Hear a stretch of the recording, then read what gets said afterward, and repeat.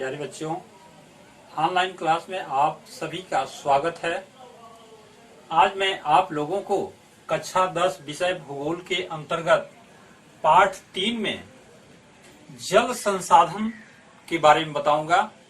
यह जल संसाधन है और इसके बाद जो है जल दुर्लभता और जल संरक्षण एवं प्रबंधन की आवश्यकता के बारे में आपको आज मैं बताऊंगा।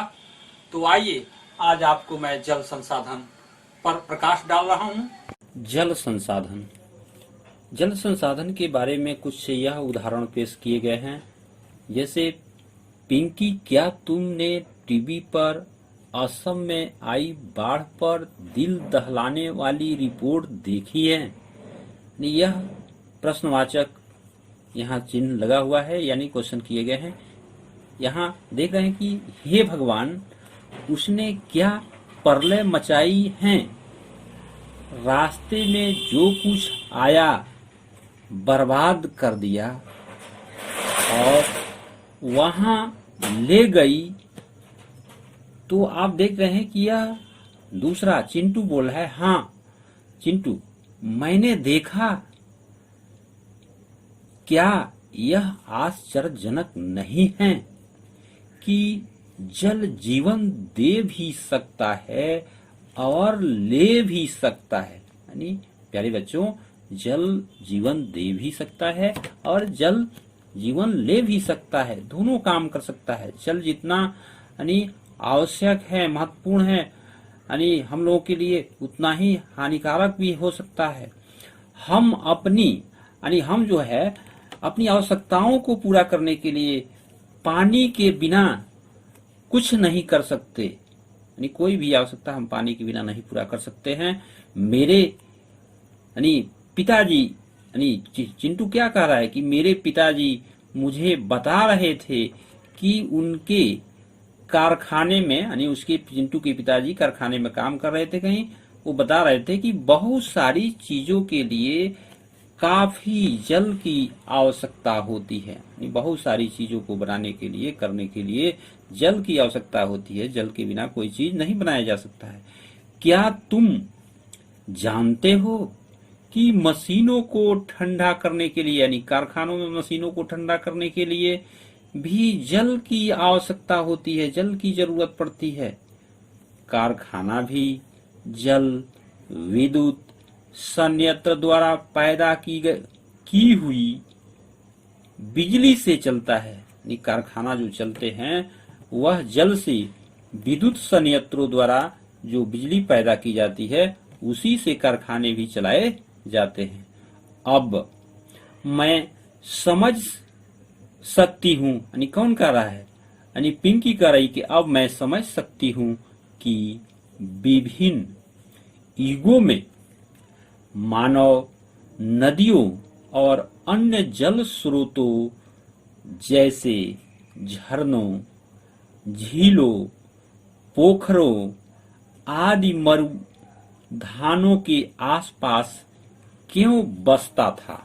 नहीं, पहले जो लोग थे वह यह समझ में इनको आ गया, पिंकी को, कि मतलब लोग क्यों नदियों के किनारे, मानव जो है क्यों बसते थे। इसीलिए कि जल की उनको सभी कार्यों को पूरा करने के लिए आवश्यकता होती थी और जल के बिना वह रह नहीं सकते थे। इसीलिए नदियों, झीलों, झरनों, पोखरों के किनारे, मरुधानों के किनारे अपनी बस्तियां बनाते थे, रहते थे, अपनी आवश्यकताओं को पूरा करते थे।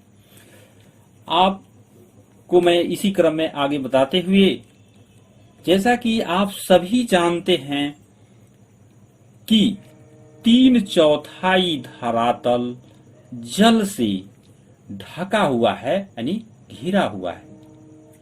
यानी पृथ्वी का 3/4 भाग यानी जल से क्या है?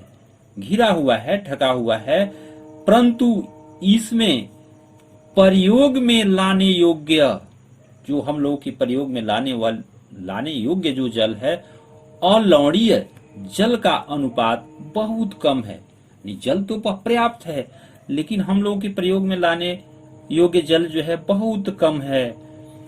यह अलवणीय जल हमें सतही, अपवाह और भौम जल स्रोत से प्राप्त होता है। यानी जो हम लोग को अलवणीय जल मिलता है, प्राप्त होता है, वह सतही अपवाह के द्वारा और भूमि के अंदर भूमिगत जो जल स्रोत होते हैं उससे प्राप्त होता है, जिनका लगातार नवीकरण और पुनर्भरण जलीय चक्र द्वारा होता रहता है। प्यारे बच्चों, ये जल जो होता है, यानी जल एक नवीकरण संसाधन होता है। इसका यानी क्या होता है, लगातार जल चक्र के द्वारा नवीकरण और पुनः भरण यानी जो है पुनर्भरण जलीय चक्र के द्वारा होता रहता है। सारा जल जलीय चक्र में गतिशील रहता है।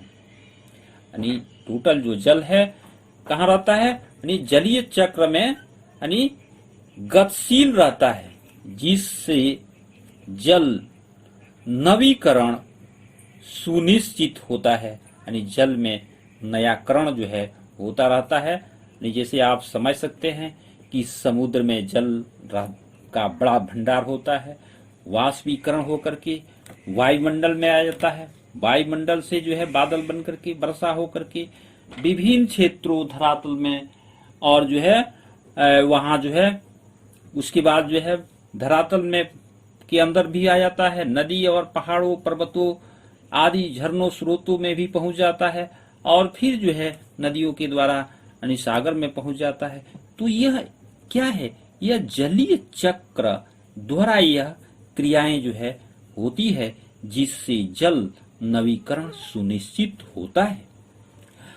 आपको आश्चर्य हो रहा होगा कि जब पृथ्वी का 3/4 भाग जल से घिरा है, और यानी पृथ्वी का 3/4 भाग क्या है, जल से घिरा हुआ है, और जल का एक नवीकरण योग्य संसाधन है। यानी जल क्या है, यानी जल संसाधन जो है एक नवीकरण योग्य संसाधन है।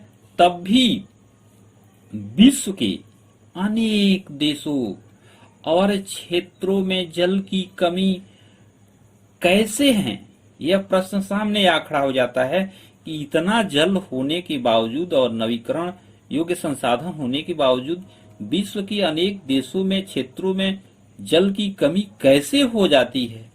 ऐसी भविष्यवाणियां भी की जा रही है।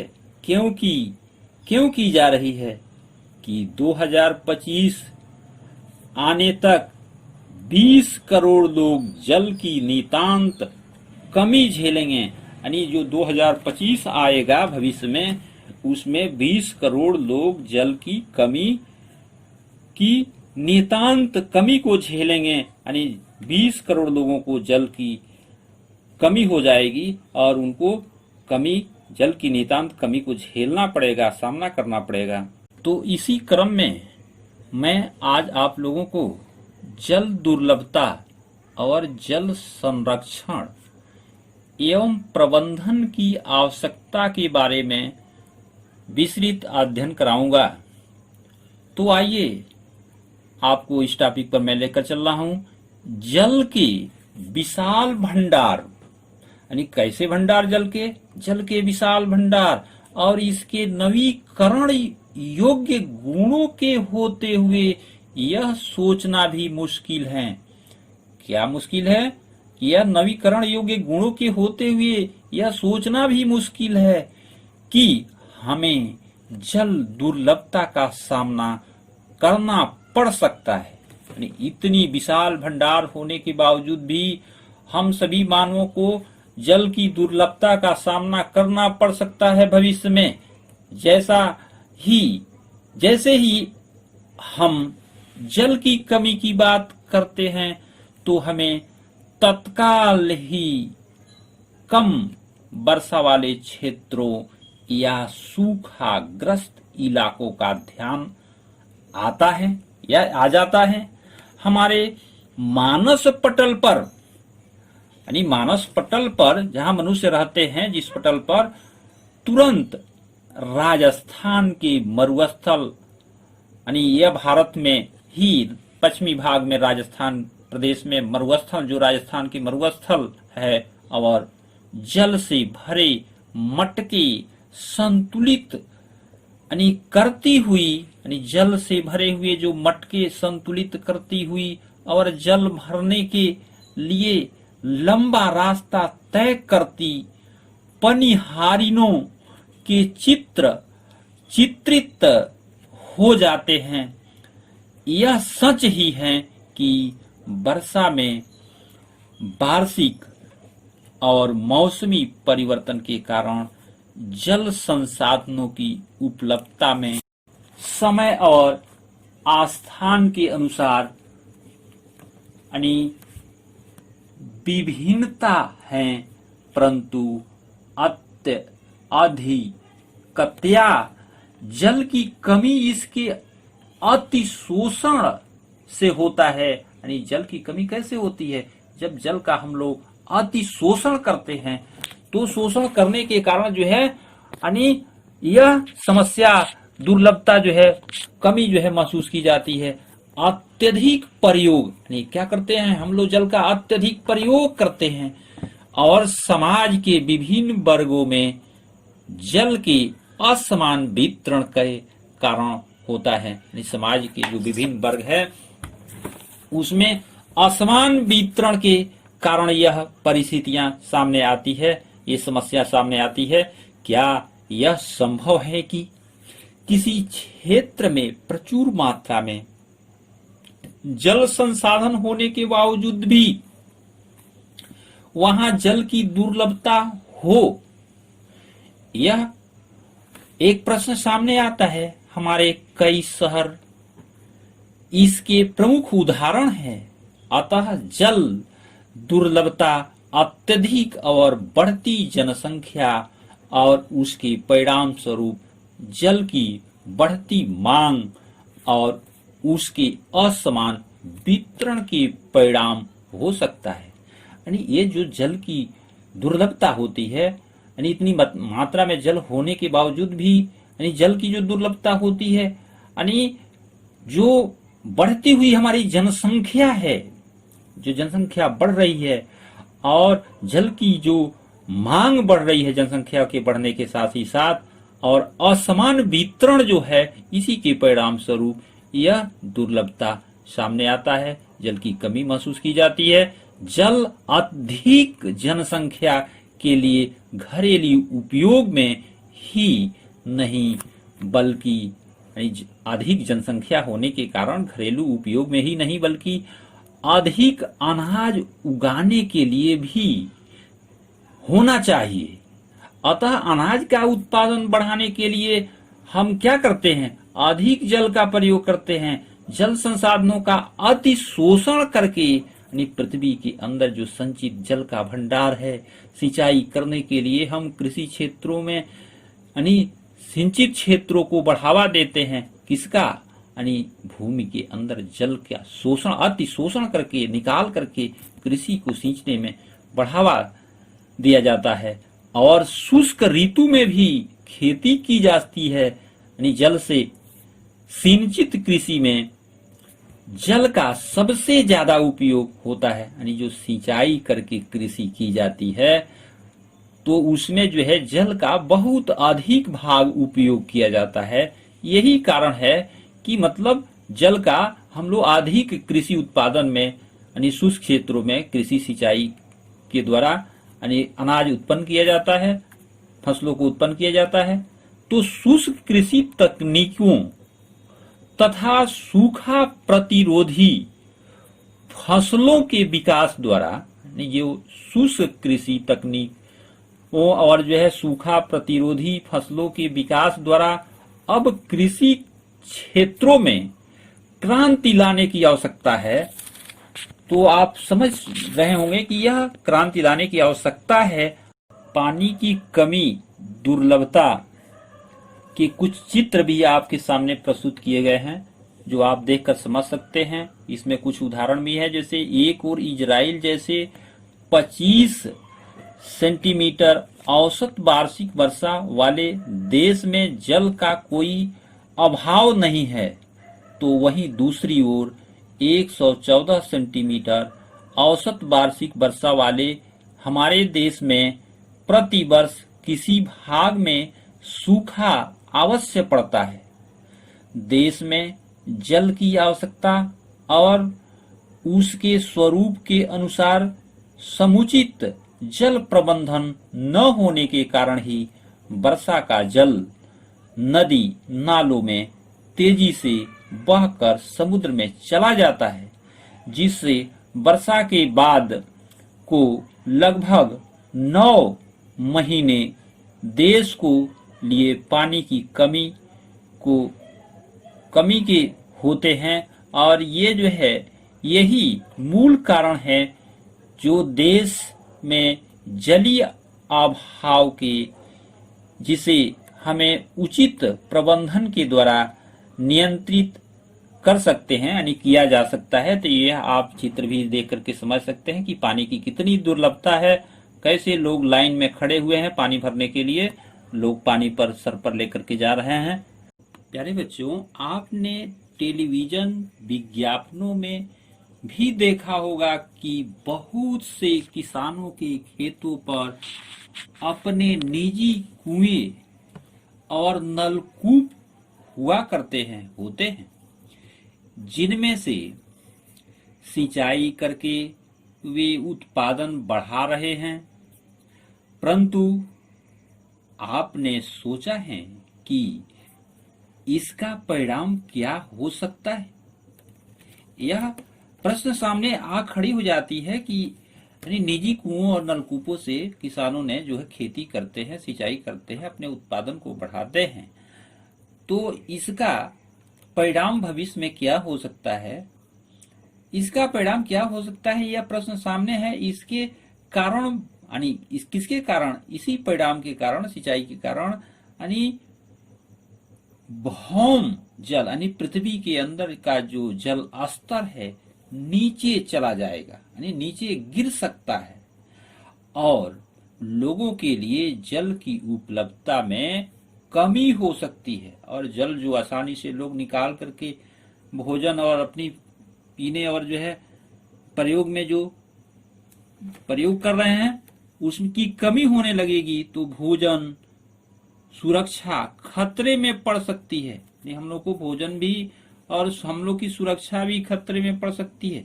स्वतंत्रता के बाद भारत में तेजी से औद्योगिकरण और शहरीकरण हुआ है।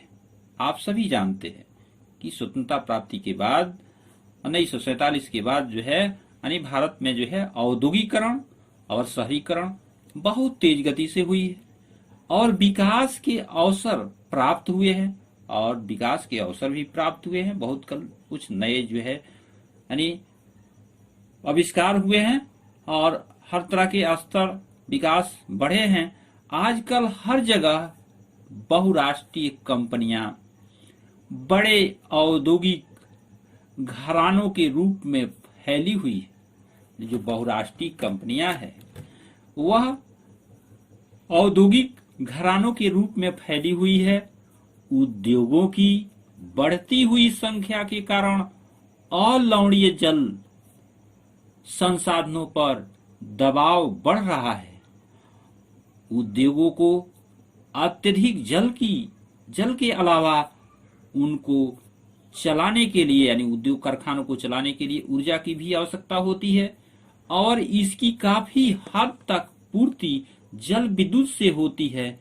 वर्तमान समय में आप देख सकते हैं कि भारत में कुल विद्युत का लगभग 22% भाग जल विद्युत से प्राप्त होता है, यानी 22% जो है कुल विद्युत का भाग जो है यानी जल विद्युत से प्राप्त होता है। इसके अलावा शहरों की बढ़ती संख्या यानी जो शहर की आबादी बढ़ रही है, संख्या बढ़ रही है, और जनसंख्या तथा शहरी जीवन शैली के कारण न केवल जल और ऊर्जा की आवश्यकता में बढ़ोतरी हुई है, अपितु बल्कि इनमें से संबंधित समस्याएं और भी गंभीर हुई है। यानी समस्या जो है गंभीर यानी गहरी हुई है। यदि आप शहरी आवास समितियों या कॉलोनियों पर नजर दौड़ाएं तो आप पाएंगे कि उनके अंदर जल पूर्ति के लिए नलकूप स्थापित किए गए हैं। इनमें कोई आश्चर्य नहीं है कि शहरों में जल संसाधनों का अति शोषण हो रहा है। यानी कोई आश्चर्य नहीं है, कोई आश्चर्य नहीं है कि शहरों में जल का अत्यधिक शोषण हो रहा है। यह सही बात है कि जहां आबादी अधिक है, शहरीकरण अधिक है, वहां जल का यानी भूमिगत जल का अत्यधिक शोषण हो रहा है और इनकी कमी होती जा रही है। निरंतर इनकी कमी होती जा रही है, जल स्तर नीचे चला जा रहा है। अब तक हमने जल दुर्लभता के मात्रात्मक पहलुओं की बात की, यानी जल दुर्लभता के मात्रात्मक जो पहलू है उसकी बात आपने समझे। आओ हम ऐसी स्थिति के बारे में विचार करें जहां लोगों की आवश्यकता के लिए काफी जल संसाधन है, परंतु फिर भी इन क्षेत्रों में जल की दुर्लभता है। यह दुर्लभता का जल की खराब गुणवत्ता के कारण, यानी जल तो है लेकिन जल जो है क्या है, खराब है, और उसकी खराब गुणवत्ता के कारण यह दुर्लभता है। तो ये गुणवत्ता के कारण हो सकता है पिछले कुछ वर्षों से, यानी पिछले कुछ वर्षों से आप सोच सकते हैं, समझ सकते हैं कि यह चिंता का विषय बनता जा रहा है कि लोगों की आवश्यकता के लिए प्रचुर मात्रा में जल उपलब्ध होने के बावजूद यह घरेलू और औद्योगिक अपशिष्टों, रासायनों, कीटनाशकों और कृषि में प्रयुक्त उर्वरकों द्वारा प्रदूषित हैं। यानी कैसे जल प्रदूषित हो रहे हैं? औद्योगिक अपशिष्टों के द्वारा, रासायनों के द्वारा, कीटनाशकों के द्वारा, जो कृषि में कीटनाशकों का प्रयोग हम लोग करते हैं, उर्वरक खाद जो प्रयोग करते हैं उसके द्वारा ये जल प्रदूषित होती जा रही है, जल की गुणवत्ता समाप्त होती जा रही है और मानव उपयोग के लिए ये खतरनाक होता जा रहा है जल।